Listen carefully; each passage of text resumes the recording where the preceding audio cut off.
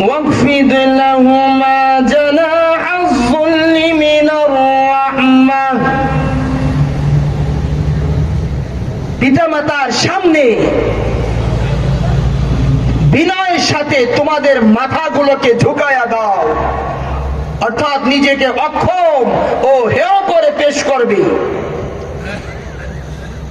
এই ভদ্রতা নম্রতা যেন কেবল লোক দেখানোর জন্য না হয়।